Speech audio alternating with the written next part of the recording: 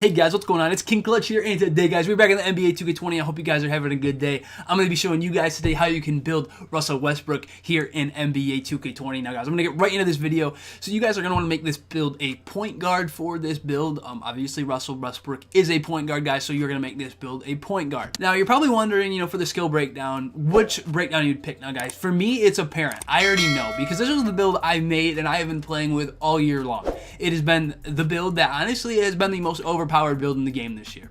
Now, you would almost think when you're making this build, you would think, oh, maybe do playmaking and finishing. That's what you would probably assume. You would think, oh, do playmaking, finishing. It's a good build. You build the slashing playmaker. That is one way you can make this build. I'm going to be honest. That is a really good option. You can easily do that.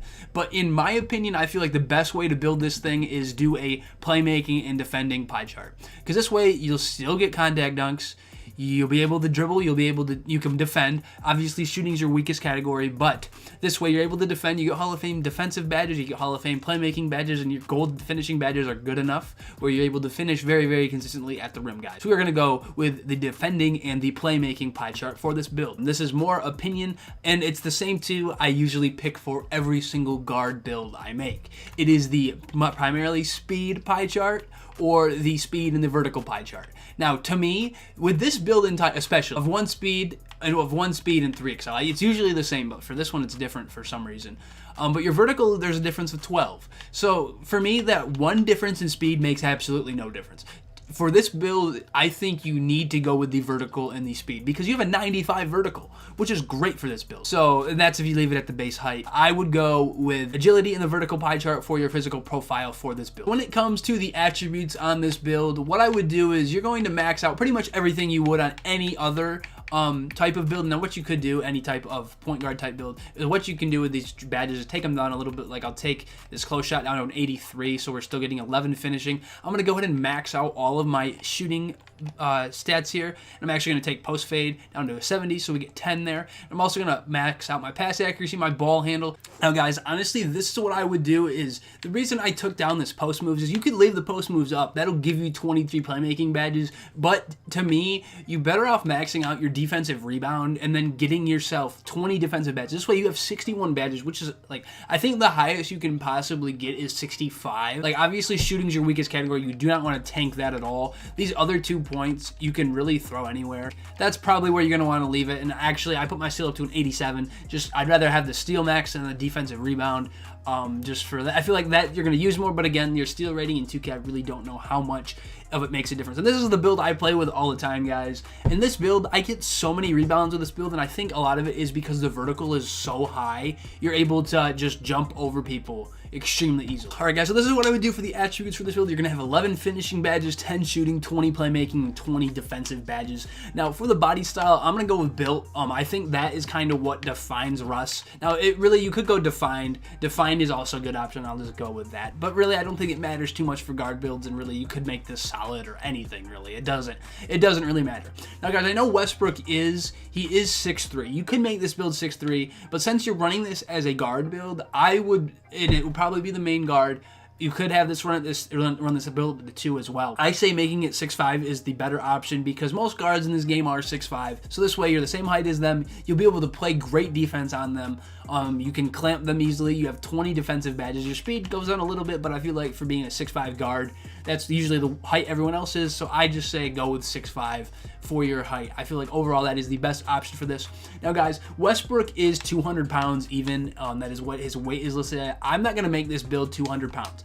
I would make it a little bit lighter, just for the fact that it helps your lateral quickness, and your strength isn't a huge thing. Like I wouldn't say minimize it because you want to be able to be quick, and you don't want to just get completely bodied, because you want to be more towards the middle, because this way people can't push you out of the way defensively. So I'm going to go 188 pounds. That way we're getting plus on our Excel. And really you could actually go 187 is probably even a better option, because you don't lose any more strength, you just get a +1 to your lateral quickness, which is good. You're going to want as much lateral quickness as you possibly can get, and you're also getting that boost to Excel. You're losing a little bit of strength in interior D, but I feel like 187 wingspan is probably the move for the weight. Russell's wingspan is 79.9 inches, which would be this wingspan here, the 79.8.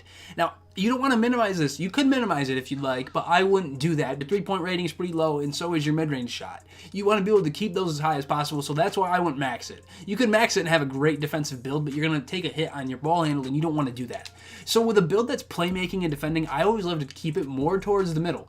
Because you don't want to take hits in categories that your two main categories. Either way, you're going to get a +1 and -1, so I look at that as pretty much of a wash. So guys, what I would do for the wingspan is go with this 79.8, because if you go down another one, you lose more steal, you lose a little bit of block, you get more to your ball handle, but I'm like an 86 ball handle is plenty high enough. You can get the dribbles, you can get the park dribbles, and really going 78.9 is another good option. But I'm going to go 79.8, and that is really close to Russell Westbrook's actual wingspan. It is, it's a tenth of an inch off. So we're going to go with the 79.8. That way we're getting a +1 to our shooting stats along with our ball handle. So if we go 79.8, then you have the choice of these 4 takeovers. I feel like there are 2 takeovers that you could pick from. Really, all of these are great takeovers for this build. There's one I wouldn't pick, and it is the one that I picked. I would not pick shot creating takeover for this build. Now, originally when I built this player, I was like, oh, pick shot creating because my shooting stats aren't as high. That'll help, offset my weakest category, which is your shooting. You're not able to shoot as well. But that is not what you'd want to do. And the way the game played out, I would say the best pick would be slashing takeover and then probably lock or playmaking, whatever you prefer. I would probably pick lock over playmaking take, but having playmaking takeover with this build would work. But slashing takeover is definitely the takeover you want. You're going to get contact dunks off rip with this build. You can rim run with this build perfectly fine and score. You can pretty much dunk over any centers and you have gold contact finisher. It doesn't matter. So I would say go slashing takeover, but lockdown take or playmaking take is a good option. I would not go shot creating. That's the one that I have. I really don't like it with this build. I wish I could go back and change it. But I'm going to go slashing takeover for this build, guys. And for our build, we are going to be getting a two-way slashing playmaker similar to Russell Westbrook, Steve Francis, and Dejounte Murray. Overall, guys, I love this build, and it is like the cheesiest build in the game. I feel like it's one of the most toxic builds you can make. It's like the most toxic guard build. That playmaking glass, that Draymond Green build I made, I feel like overall that's probably the most toxic build. But if you're going for a guard build, I'd say this is probably it. Finishing badges, what I would do is I'd put contact finisher on gold. I'd also put Giant Slayer on gold. I'd put Relentless on silver. Actually, no. I would not put Giant Slayer on gold. I'd put Slithery on here. I'd put Fancy Footwork on silver. Relentless I would leave on bronze. I'd put Consistent and Acrobat on bronze. This is what I run with for my build, and I feel like this is the best finishing badge setup for this build overall, because Giant Slayer helps for your layups, but really you could take Giant Slayer and put this on Consistent or Fancy Footwork. I feel like having all the other ones on bronze is really good. Contact Finisher I'd leave no matter what. Fancy Footwork, I'd say silver is good. You can put it on gold though if you'd like, but this is what I would rock with for these finishing badges, and I feel like these all represent Russ pretty well. He's able to finish over taller defenders. He can slide past them.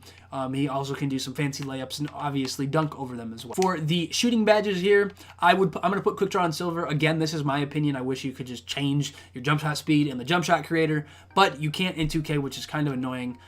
So you have to, waste your badge points, and especially on builds that can't shoot very well, it's really agitating. I'd also put difficult shots on gold, Deadeye on silver, and then you got 3 left.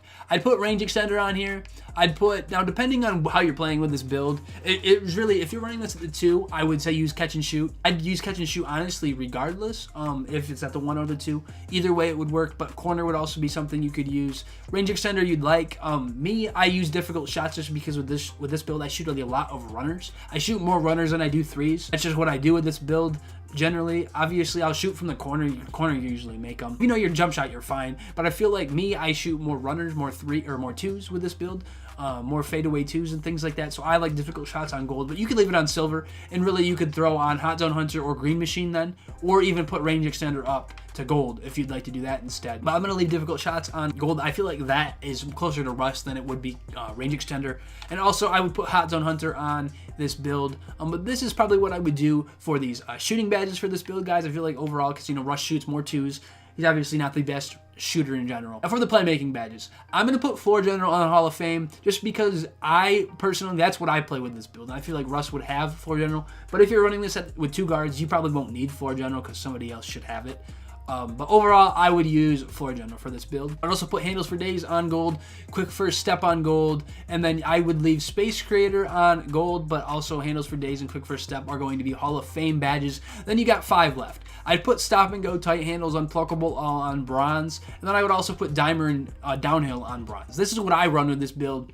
Now, obviously, if you don't have to use floor general, you can hire those other badges up. Also, bailout is a really good badge to use. With this build, though, you really don't need it much because you're usually dunking over people. You put the right dunk animations on and you're fine. The reason I have so many bronze badges, a lot of people always ask me that, is I feel like these badges are all worth having on bronze. Almost, you put them higher, put them past silver, they don't really work. You can leave them on silver, they don't make much of a difference putting up even higher. Downhill and dimer are the 2 exceptions. Stop and go as well, but on tight handles and unpluckable, I feel don't make too much of a difference. Space creator, I just like it. Helps you, if you do any step backs, you can, speed boost out of your step backs and then drive past people. So that's why I like having space creator. Quick first step and handles for days are kind of obvious. Dimer, I like just having it because overall it helps. I wish I could put that higher, but having floor general, if you didn't have floor general, I would suggest putting dimer up higher. Downhill, especially this build that's extremely fast to begin with, but you're even quicker. Downhill especially helps running in transition. You'll grab a lot of rebounds with this build, with your vertical being so high, and be able to just run past people. Having downhill does make a little bit of a difference, and any extra speed you have helps. This build is really like Russ. It's like a freight train when you're running to the rim. No one can really stop you. I feel like this is one of the cheesiest builds you can make in the game guard-wise. So this is what I would do for your playmaking badges, guys. And now for the defensive badges. These are my opinion. These ones are ones I would say some people may question these. But this is how I like to do it. So I'm going to put Intimidator on Hall of Fame. I feel like that is my favorite defensive badge in this game. I'm going to put Clamps on gold. I'm going to put Pickpocket on silver. I'm going to put Pick Dodger on bronze. I just feel like those 2 badges are kind of like Pick Dodger. I really don't need it higher. As long as you kind of run away from the screens, you're okay. I mean, obviously the higher you put Pick Dodger, the less screens you're going to run into, but really I don't think you need it. If you have your stamina boost, you're fine. You really don't need to worry about it much at all. Now also, I have the 10 badges left. Now, I'm going to leave Intimidator on here. I'm going to leave Clamps on here. Also, I love Chase Down Artist. I'm putting Chase Down Artist on gold. A lot of people don't like Chase Down Artist. Me personally, I love it. It is one of my favorite defensive badges in this game. Pairing Chase Down Artist and Rim Protector together along with Intimidator are great. You would think, oh, why are you putting a Rim Protector on a guard build? You have Rim Protector, Chase Down Artist, and Intimidator on a 1 speed build at a 95 overall. You're so fast and your vertical is so high already. You can like jump over people. There's been times where I have completely cleared somebody's head with this build. Now I have these 4 badges left. What I would do is you're going to want Interceptor. I like Interceptor on silver. You can put it even higher. Gold is great. Interceptor on Hall of Fame is OP. But I like having Interceptor, but as well, Trapper is a really good badge that a lot of people don't use. I love it. I feel like it works extremely well and really it's just great to have because it helps work with Clamps. And really, you could put Clamps on gold or Hall of Fame too. Really, Clamps would be a good badge to put on Hall of Fame. But if you'd like, you could put Interceptor on gold as well. But there's really more opinion. I would probably put this on Clamps. But you could maybe take Clamps down to silver and put Intimidator on Hall of Fame, or Interceptor on Hall of Fame if that's what you'd like. I'm going to leave these on gold though. I feel like Interceptor is a really good badge to have for this build. You can really pick the passing lanes. I feel like Trapper does what it should do on bronze. It's a good badge to have. Like a lot of these badges I put on bronze, the only reason I have them is there's a difference when you have them not on and off. And I'd love to put them higher, but I can't. But really, putting Clamps on Hall of Fame is another good option. It's really more personal preference between the 2. I would say leave Intimidator no matter what. Rim Protector and Chase an Artist, I love those. And you could throw those somewhere else if you don't want them as high. If you wanted these on silver or this in bronze, you could leave them like that too. And higher up, Interceptor, Pickpocket, or Trapper. But guys, this is what I would do for these defensive badges for this Russell Westbrook build, guys. Overall, I feel like this is a very good way to build Russ in this game. And this is one of the best builds you can build in 2K20 this year, guys. And if you guys want to see more 2K20 builds, please hit the subscribe button, guys. I'm going to be posting a lot more of these. Hopefully, you guys do like them. But anyways, guys, I've been King Clutch here. Have a great rest of your day, guys, and peace out. Thanks.